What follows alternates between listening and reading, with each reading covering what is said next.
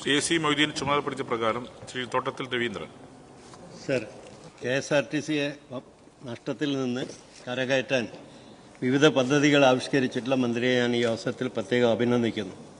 KSRTCക്ക് സാമ്പത്തികമായി ലാഭമുണ്ടാക്കാൻ കഴിയുന്ന പുതിയ ടിക്കറ്റ് ഇതര വരുമാന പദ്ധതികൾ ആവിഷ്കരിച്ചിട്ടുണ്ടോ? ഉണ്ടെങ്കിൽ ഏതൊക്കെ പദ്ധതികളാണ് ആവിഷ്കരിച്ചിട്ടുള്ളത്? കോഴിക്കോട് ബസ് ടെർമിനൽ കൊടുക്കാനുള്ള വല്ല നടപടികളും ആയിട്ടുണ്ടോ എന്നും കൂടെ പറഞ്ഞാൽ നന്നായി. മിനിസ്റ്റർ, അദ്ദേഹം വാടക കൊടുത്തിരുന്ന കെട്ടിടങ്ങളാണ്. ഏതാണ്ട് കഴിഞ്ഞ വർഷം നമ്മൾ 2023 151 കടകളാണ് ഷോപ്പിംഗ് കോംപ്ലക്സുകൾ ഒഴിഞ്ഞു കിടന്നത്. ഇതിൽ പലതിനും മുനിസിപ്പാലിറ്റി നമ്പർ ഇട്ടിട്ടില്ല. ഏറ്റവും കൂടുതൽ കടകൾ ഒഴിഞ്ഞു കിടക്കുന്നത് പത്തനംതിട്ടയിലാണ്. ഇപ്പോൾ പത്തനംതിട്ടയിൽ നമുക്ക് നമ്പർ ഇട്ട് കിട്ടുന്നില്ല. അവിടെ ഒരു STP വയ്ക്കണം എന്ന് പറഞ്ഞു. അത് വയ്ക്കാത്തത് കൊണ്ട് അതെടുത്ത് കോൺട്രാക്ടർ മരിച്ചുപോയി, അങ്ങനെ പ്രശ്നമായി കിടക്കുകയാണ്. അതിപ്പോൾ വീണ്ടും ഞങ്ങൾ തന്നെ KSRTC തന്നെ STP വെച്ചുകൊണ്ട് ഈ നമ്പർ ഇട്ട് കഴിഞ്ഞാൽ ഒരു 50 കടയെങ്കിലും പത്തനംതിട്ടയിൽ കൊടുക്കാൻ കഴിയും. ഏതാണ്ട് 151 കടകൾ കൊടുക്കാനുണ്ടായിരുന്നു. സ്ഥിരമായി ഒഴിഞ്ഞു കിടക്കുകയായിരുന്നതെല്ലാം. അതിൽ നടപടിയുള്ള 101 കടമുറികൾ, 101 കടമുറികളും 151 കടകൾ ഒഴിഞ്ഞു കിടന്നതിൽ സ്ഥിരമായി ഒഴിഞ്ഞു കിടന്നതാണ്. പണിതിട്ട് വർഷങ്ങളായി. പിന്നെ കാസർഗോഡൊക്കെ ഒഴിഞ്ഞു കിടക്കുകയായിരുന്നു. അതിൽ 101 കടകൾ ടെൻഡർ ചെയ്ത് കൊടുത്തുകൊണ്ട് വലിയ വരുമാന വർധനവ്. ഇനി 56 സ്ഥലങ്ങളിലേക്ക് നമ്മൾ ടെൻഡർ വിളിച്ചിട്ടുണ്ട്.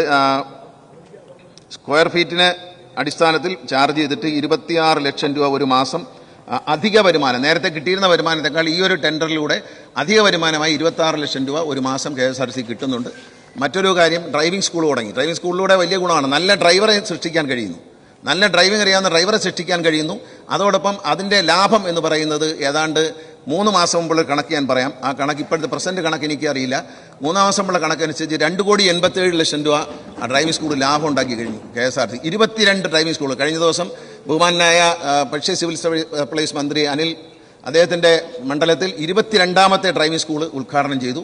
മറ്റ് MLA മാർ ആവശ്യപ്പെട്ട പ്രകാരം ഇനി 31 ഡ്രൈവിംഗ് സ്കൂളാണ് ടാർഗറ്റ് ചെയ്തേക്കുന്നത്. മറ്റ് MLA മാരെല്ലാം സൗകര്യം ഒരുക്കി തരുന്നുണ്ട്. അവരുടെ എല്ലാ മണ്ഡലങ്ങളിൽ 31 ഡ്രൈവിംഗ് സ്കൂളാണ് പ്ലാൻ ചെയ്തിരിക്കുന്നത്. 22 പൂർത്തിയായി. പിന്നെ അതുകൂടാതെ ഈ ബഡ്ജറ്റ് ടൂറിസം വലിയ വർധനമാണ്. ബഡ്ജറ്റ് ടൂറിസത്തിൽ അത്ഭുതകരമായ വർധനമാണ്. ബഡ്ജറ്റ് ടൂറിസത്തിൽ മാസം കിട്ടിക്കൊണ്ടിരുന്ന 1 കോടി രൂപയായിരുന്നു.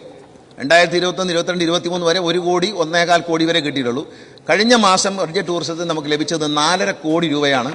അതിൽ ഏതാണ്ട് ഈ മാസം കിട്ടിയത് 5.5 കോടി രൂപയാണ്. അതായത് കഴിഞ്ഞ ഈ മാസത്തിൽ ഏതാണ്ട് 5.5 കോടി രൂപ കിട്ടി. അതിൽ 65 ലക്ഷം രൂപ ലാഭമാണ് ആ ഒരു മാസം. അപ്പോൾ അങ്ങനെ KSRTC മാറുകയാണ്. അത് മറ്റു വരുമാനങ്ങളിൽ വലിയ വർധനവാണ് KSRTC ഉണ്ടാക്കുന്നത്.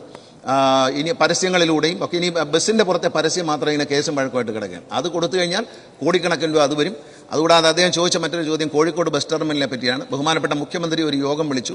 ആ യോഗത്തിൻ്റെ അടിസ്ഥാനത്തിൽ ഞങ്ങൾ ഒരു വിദഗ്ധ സംഘത്തെ, ബോട്ടണിക്കൽ എഞ്ചിനീയറിംഗ് കോളേജിനെ ഒരു ടീമിനെ നമ്മൾ അതിനുവേണ്ടി ഒരുക്കി. PWDയുടെ ഒരു ഈ ബിൽഡിംഗ് സ്ട്രെങ്ത് നോക്കാൻ വേണ്ടി ഒരു ടീമിനെ ചോദിച്ചിട്ട് കിട്ടിയില്ല. പക്ഷേ ഞങ്ങൾ കോടതിയിൽ അറിയിച്ചിരിക്കുന്നത് അങ്ങനെയാണ്. ഈ എഞ്ചിനീയറിംഗ് കോളേജിലെ അവർ പഠനം നടത്തിയതിന് ശേഷം ഇതിൻ്റെ സ്ട്രെങ്ത്, ഞാനത് പോയി കണ്ടതാണ്. അതിൽ സ്ട്രെങ്തിന് കുഴപ്പമൊന്നുമില്ല. അതിനകത്ത് ഒരു കള്ളത്തരം ഉണ്ടെന്നുള്ളതാണ് എനിക്ക് മനസ്സിലായത്. അതിനകത്ത് സ്ട്രെങ്ത് ഒന്നും കുഴപ്പമില്ല. അതിൻ്റെ വാർത്തിരിക്കുന്നതിലെ തട്ടുകളിൽ ചില വളവൊക്കെ ഉണ്ട്. അപ്പോൾ അത് പൊളിച്ച് വാർത്താൽ മതി. പിന്നെ ചോരുന്നു എന്ന് പറയുന്നത് ശരിയല്ല. 2 ബ്ലോക്കായിട്ടാണ് ഈ കെട്ടിടം പണിഞ്ഞിരിക്കുന്നത്. അതിൻ്റെ ഇടയിൽ കൂടി ഇങ്ങനെ മഴവെള്ളം ഇറങ്ങുകയാണ്. ഈ മഴവെള്ളം ഇങ്ങനെ ഇറങ്ങുന്ന ആ ഒരു ഗ്യാപ്പ് ഫില്ല് ചെയ്തിട്ടില്ല. അതുകൊണ്ട് വെള്ളം ഇറങ്ങുന്ന കാണുമ്പോൾ ഇത് ചോർച്ചയാണെന്ന് തോന്നുകയാണ്. ആ കെട്ടിടത്തിന് എത്രയും അധികം ഒരു ദിവസം 200-300 ബസ്സുകൾ ഈ കെട്ടിടത്തിൻ്റെ മുകളിലേക്ക് കയറി ഇറങ്ങുമ്പോൾ ഒരു അനക്കമില്ല. അപ്പോൾ എന്താണ് കുഴപ്പം? എവിടെയാണ് കുഴപ്പം? അപ്പോൾ ആരും അങ്ങനെ പ്രചരിപ്പിച്ചാണെന്നാണ് എൻ്റെ വിശ്വാസം. അതെൻ്റെ വ്യക്തിപരമായ വിശ്വാസമാണ്. ഞാൻ കണ്ടിട്ട് എനിക്ക് തോന്നിയ കാര്യമാണ്. ഞാൻ ഉറപ്പിച്ച് പറയല്ല. പക്ഷേ അത് പഠിക്കാൻ വേണ്ടി എഞ്ചിനീയറിംഗ് കോളേജിലെ ഏർപ്പെടുത്തിയിരിക്കുകയാണ്. അവർ പഠന റിപ്പോർട്ട് ഉടനെ കിട്ടും. കിട്ടിയാൽ ഉടനെ അത് ബഹുമാനപ്പെട്ട ഹൈക്കോടതിയിൽ സമർപ്പിക്കുകയും അതിൻ്റെ നടപടികളുമായിട്ട് മുന്നോട്ട് പോയി അത് തുറക്കാനുള്ള പരമാവധി ശ്രമങ്ങൾ നടത്തും. അതിനകത്ത് ഈ പറയുന്ന പോലെ ഒരു കുഴപ്പം ഉള്ളതായിട്ട് എനിക്ക് വ്യക്തിപരമായി തോന്നിയില്ല.